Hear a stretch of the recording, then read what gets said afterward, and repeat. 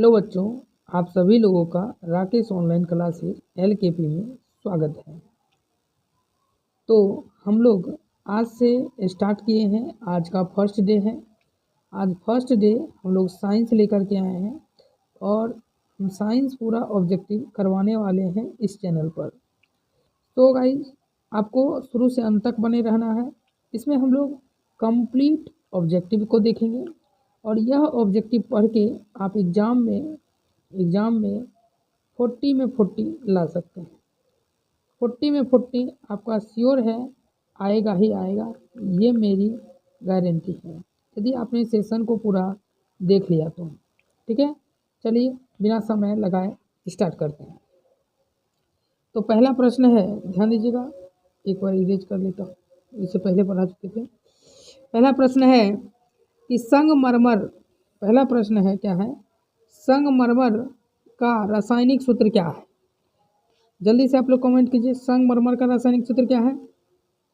आपको दिख रहा होगा, संगमरमर का रासायनिक सूत्र क्या है? बिल्कुल सही, संगमरमर का रासायनिक सूत्र है CaCO3। क्या है?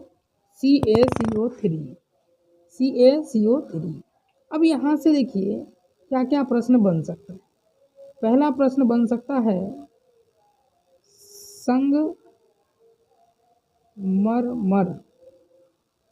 संगमरमर या इसी का अन्य नाम है चौक।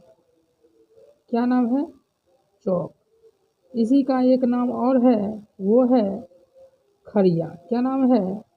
खड़िया। एक नाम और है जिसे हम लोग चूना पत्थर कहते हैं। क्या कहते हैं? चूना पत्थर बोलते हैं। क्या बोलते हैं? चूना पत्थर बोलते हैं। ठीक है, संगमरमर का रासायनिक सूत्र पूछे, चौक का रासायनिक सूत्र पूछे, खड़िया का पूछे या चूना पत्थर का पूछे, सबका क्या बोलना है? CaCO3 बोलना है। क्या बोलना है? CaCO3। ठीक है, क्लियर है? चलिए अब हम लोग दूसरे प्रश्न की ओर चलते हैं। प्रश्न संख्या 2। प्रश्न संख्या 2 ध्यान से देखिएगा बच्चों, पहले इसको हम इरेज कर लेते हैं।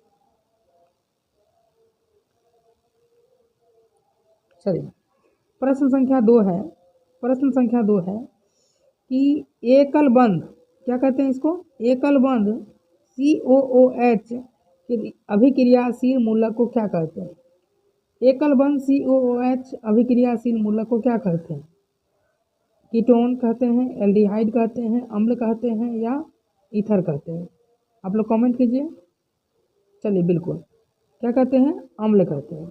इसी अम्ल का पूरा नाम होता है कार्बोक्सिलिकम। क्या नाम होता है? कार्बोक्सिलिकम। क्या नाम होता है? कार्बोक्सिलिक अम्ल।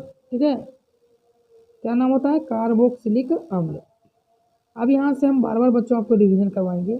3 प्रश्न पूछे जाते हैं। पहला प्रश्न पूछा जाता है बच्चों, एकल बंध OH को क्या कहते हैं? एकल बंध OH को क्या कहते हैं? जल्दी से आप बताएं। यस सर, एल्कोहल कहते हैं। बिल्कुल सही बात है। अगला प्रश्न इसमें पूछा जाता है, एकल बंध CHO को क्या कहते हैं? एकल बंध CHO को क्या कहते हैं? बिल्कुल सही बात, एकल बंध CHO को कहते हैं एल्डिहाइड। क्या कहते हैं बच्चों? एल्डिहाइड। और अगला प्रश्न है, एकल बंध COOH को क्या कहते हैं? तो एकल बंध COOH को कहते हैं अम्ल। क्या कहते हैं? अम्ल, या इसे हम कह सकते हैं कार्बोक्सिलिक अम्ल। चलिए, ठीक है, यहाँ तक किसी कोई दिक्कत? चलिए, तीसरा प्रश्न है कि प्रकाश संश्लेषण की क्रिया में ऑक्सीजन बाहर निकलता है। प्रकाश संश्लेषण की जो क्रिया होती है उसमें ऑक्सीजन, क्योंकि प्रकाश संश्लेषण में पेड़ पौधा ऑक्सीजन बाहर निकालता है, तो बाहर किस चीज़ से निकालता है? ग्लूकोज से निकालता है, कार्बन डाइऑक्साइड से, डिक्टियोसोम से या जल से? जल्दी से आप लोग कमेंट कीजिए। बिल्कुल, देखिए, जो जल होता है, पेड़ पौधा ये जल किससे ग्रहण करता है? जड़ से ग्रहण करता है। किससे ग्रहण करता है? जड़ से। अब यह हाइड्रोजन जब टूटेगा तो इसमें आएगा हाइड्रोजन और ऑक्सीजन। यही ऑक्सीजन क्या हो जाता है? बाहर आता है। ये जो ऑक्सीजन पेड़ पौधा से बाहर आता है, किसके टूटने से? जल के टूटने से। इसलिए ऑप्शन नंबर क्या हो जाएगा ए। अगला प्रश्न है क्वेश्चन नंबर नेक्स्ट देखिएगा ध्यान से। प्रश्न संख्या हम लोग 4 चलेंगे। प्रश्न संख्या 4 कह रहा है कि इनमें से सॉरी क्वेश्चन नंबर 4 ना, क्वेश्चन नंबर 4 है मैग्नीशियम पाया जाता है, मैग्नीशियम पाया जाता है। चलिए बिल्कुल सही बात, मैग्नीशियम पाया जाता है किसमें, क्लोरोफिल में। मैग्नीशियम किसमें पाया जाता है, क्लोरोफिल में। ऐसे ही पूछा जाता है कि मैग्नीशियम जब क्लोरोफिल में पाया जाता है तो लोहा, लोहा जिसे संकेत में Fe कहते हैं, यह किस में पाया जाता है, याद रखेंगे यह पाया जाता है हीमोग्लोबिन में। किस में पाया जाता है, हीमोग्लोबिन में। हीमोग्लोबिन में क्या पाया जाता है, लोहा।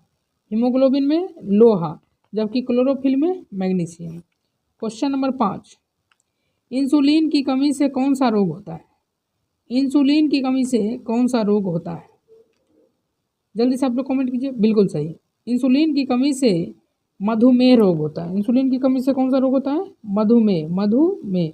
Option number B. चलिए ब्रश का साइज छोटा कर लें, यस सर, ठीक है अब सही है ना, हाँ। चलिए क्वेश्चन नंबर 6 कहता है दृश्य प्रकाश में किस वर्ण का तरंग दैर्घ्य अधिकतम होता है।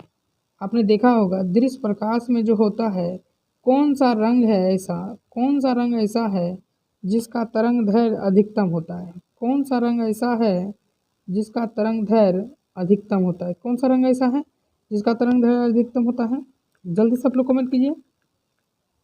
चलिए बिल्कुल सही, कौन सा रंग ऐसा है, लाल रंग। चलिए अगला प्रश्न, विद्युत शक्ति का ऐसा मात्रक क्या है, बिल्कुल सही, विद्युत शक्ति का ऐसा मात्रक वाट है। अगला प्रश्न है, तेजी से हम लोग करते हैं। विद्युत बल्ब में का तंतु बना होता है, विद्युत बल्ब का तंतु बना होता है किसका बना होता है, टंगस्टन का। किसका बना होता है, टंगस्टन का। चलिए हम लोग अगले पेज पर चलते हैं। प्रश्न संख्या कहाँ तक कर लिए, हाँ 8 तक कर लिए, ठीक है।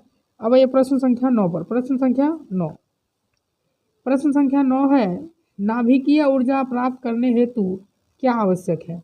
नाभिकीय ऊर्जा प्राप्त करने के लिए इसमें किसका उपयोग किया जाएगा, तो बहुत भारी धातु लगेगा जिसका नाम है यूरेनियम। क्या नाम है, यूरेनियम।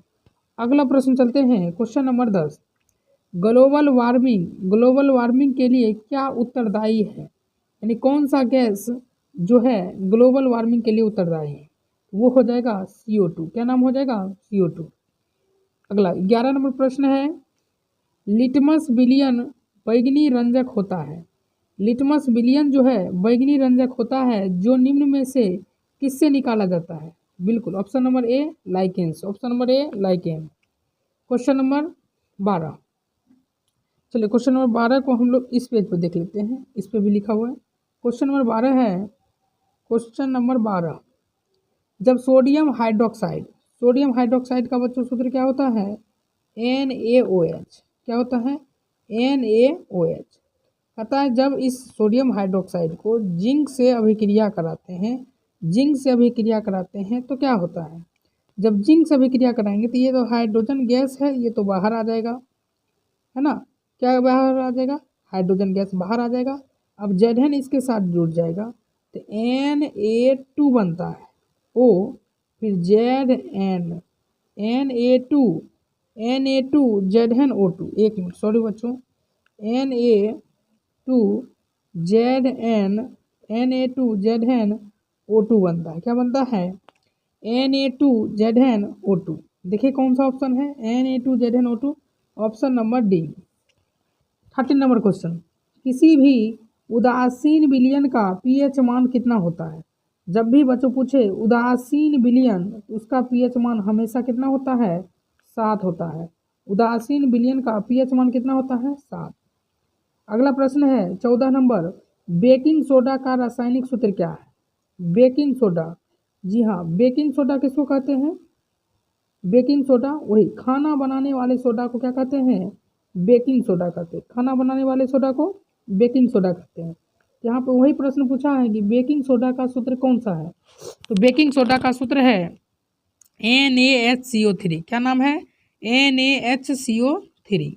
अगला प्रश्न, एक्वारेजिया, एक्वारेजिया मिश्रण में HCl HNO3, क्या क्या नाम बोला है, HCl और HNO3 का अनुपात क्या होगा? HCl और HNO3 का अनुपात क्या होगा? याद रखेंगे, HCl का 3 लेते हैं जबकि HNO3 का 1 लेते हैं, अर्थात 3:1। 3:1, ऑप्शन नंबर ए। द्विखंडन किस में होता है? तो द्विखंडन होता है अमीबा में भी होता है, पैरामीशियम में भी होता है, लिस्मेनिया में भी होता है, यानी इनमें से सभी। करेक्ट आंसर क्या हो जाएगा? इनमें से सभी। आपको एक्यूरेट आंसर बताया जा रहा है। चलिए बस अब हम लोग प्रश्न संख्या आ गए हैं 17 पर। प्रश्न संख्या 17 है, फूल में नर प्रजनन अंग कौन सा होता है? फूल में नर प्रजनन अंग कौन सा होता है? पुंकेसर, अंडक। देखिए, जब भी बोलेगा फूल में नर प्रजनन अंग तो आप आंसर लगाएं पुंकेसर को। किसको लगाएंगे? पुंकेसर। यदि आपसे पूछा जाता है मादा, तब आप बोलें स्त्री केसर। क्या बोलेंगे?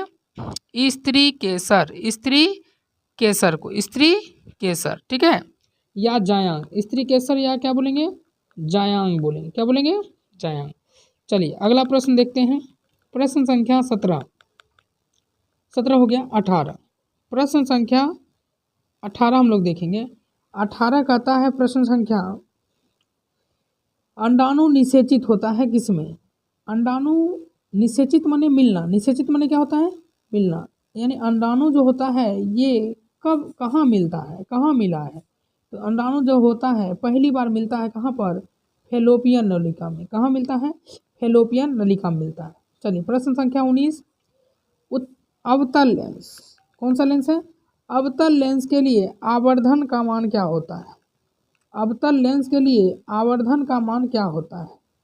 अवतल लेंस के लिए आवर्धन का मान क्या होता है? ठीक है, तो चलिए अवतल लेंस के लिए आवर्धन का मान क्या हो जाएगा? V/U। क्या हो जाएगा? V/U। याद रखेंगे, V/U। V को क्या बोलते हैं? प्रतिबिंब की ऊंचाई। U को क्या कहते हैं? वस्तु की ऊंचाई। Very good. अगला क्वेश्चन नंबर 20 कहता है, गोलीय दर्पण में फोक्सांतर जिसे हम लोग स्मॉल f कहते हैं और वक्रता त्रिज्या जिसे हम लोग r कहते हैं, इसके बीच संबंध क्या होता है? याद रखिए, f बराबर होता है r/2। f बराबर r/2। यदि हम इस r को इधर भेज दें, क्या हो जाएगा? r बराबर 2 को इधर भेज देंगे, r बराबर क्या हो जाएगा? 2f। ठीक है, तो चलिए उम्मीद करते हैं कि आपको कैसा सेशन लगा, ज़रूर बताइएगा। और पहले नंबर, जब भी आप देखते हैं यदि अच्छा लग रहा है तो सेशन को शेयर कर दीजिए। और प्रत्येक दिन आप लोग सुबह में यह वीडियोस देख सकते हैं। और हम लोग कोशिश करेंगे कि आपको एग्ज़ाम से पहले इस चैनल से आपको पढ़ करके साइंस में जो है, एक मिनट, साइंस में आपको पूरे के पूरे, आपका यदि सपोर्ट रहा तो हम आपके लिए सब्जेक्टिव भी लाएंगे। ठीक है, आपको मैं बता देना चाहता हूँ कि साइंस में जो होता है आपको एक ऑब्जेक्टिव देखना है।